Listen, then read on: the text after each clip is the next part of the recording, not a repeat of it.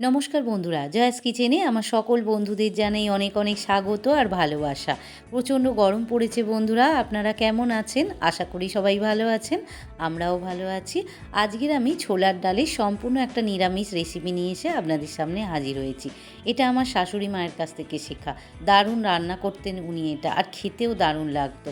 আপনারা বাড়িতে একবার হলেও এইরকমভাবে বানিয়ে দেখবেন, দারুণ লাগবে খেতে। সকালবেলায় টিফিনেও ভালো লাগবে, দুপুরবেলা ভাতের সঙ্গে, আবার রাত্রিরে রুটি পরোটা লুচির সঙ্গেও ভালো লাগবে। ভিডিওটা সম্পূর্ণ দেখার অনুরোধ রইল, আশা করি আপনাদের ভালো লাগবে। তো চলুন রেসিপিটা শুরু করা যাক। ছোলার ডাল বানানোর জন্য এখানে আমি 200 গ্রামের মতো ছোলার ডাল নিয়েছি।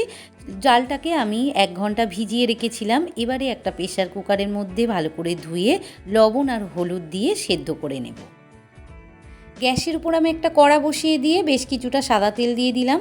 তেলের মধ্যে 2টো তেজপাতা, 2টো শুকনো লঙ্কা আর হাফ চামচ গোটা জিরে দিয়ে দিলাম। দিয়ে ভালো করে এটাকে একটু লালচে করে ভেজে নেব।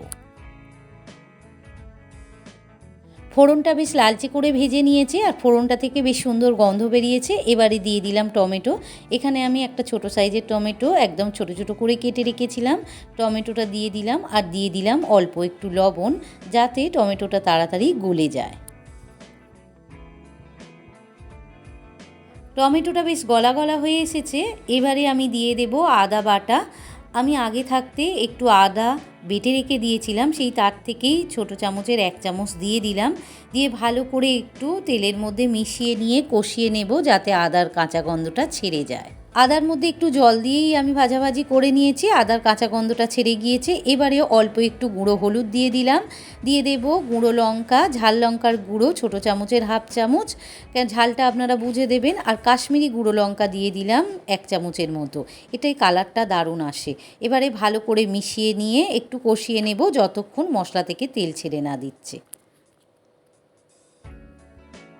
মশলাটা ভালো করে কষিয়ে নিয়েছি। এবারে দিয়ে দিলাম চিনি। এখানে ছোটো চামচের 1 চামচ চিনি দিয়ে দিলাম। চিনিটা অবশ্যই দিতে হবে বন্ধুরা, নিরামিষ তরকারি তো চিনিটা দিলে খেতে খুব ভালো হয়। এবারে আরও 2 মিনিট কষিয়ে নেব। এদিকে ডালটা সেদ্ধ হয়ে গিয়েছে, আমি একটা পাত্রে নামিয়ে নিয়েছি। দেখুন বন্ধুরা, ডালটা একদম গলিয়ে দেবেন না, একটু দানা দানা থাকবে, তবেই ডালটা খেতে ভালো লাগবে। এদিকে মশলাটাও ভালো করে কষিয়ে নিয়েছি, আর মশলা থেকে বেশ তেলও ছেড়ে দিয়েছে, আর কত সুন্দর কালারটা এসেছে দেখুন বন্ধুরা। এবারে দিয়ে দেব সেদ্ধ করে রাখা ছোলার ডালটা।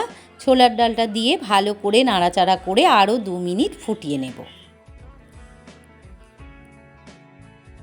ছোলার ডালটাকে 2 মিনিট আমি ফুটিয়ে নিয়েছি। এইবারে দিয়ে দিলাম গরম মশলা। এখানে সানরাইসের গরম মশলা দিয়ে দিলাম, আপনারা ঘিও দিতে পারেন, আমি আজকের ঘি দিলাম না। এবারে একটু নাড়াচাড়া করে 1 মিনিট ফুটিয়ে নিলেই আমার রেডি হয়ে যাবে ছোলার ডাল। গরম মশলাটা দিয়ে 1 মিনিট ফুটিয়ে নিয়েছি, একদম রেডি হয়ে গিয়েছে ছোলার ডাল। আর এই রকম একটু রস রস রাখবেন, এটা যত জুড়োবে ততই ঘন হয়ে যাবে, আর খেতে দারুণ লাগবে। বাড়িতে একবার হলেও এইরকমভাবে বানিয়ে দেখবেন, খুব কম সময়ে চটজলদি বানানো হয়ে যায়, রুটি পরোটার সঙ্গে দারুণ লাগবে খেতে। রেসিপিটা কেমন লাগলো বন্ধুরা? যদি ভালো লেগে থাকে তাহলে আমার চ্যানেলটিকে লাইক আর বেশি বেশি করে শেয়ার করে দেবেন।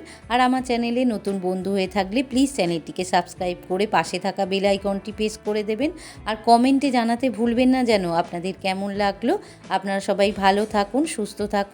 আবার দেখা হবে অন্য কোনো একটা রেসিপি নিয়ে। আজ এই পর্যন্ত, ধন্যবাদ।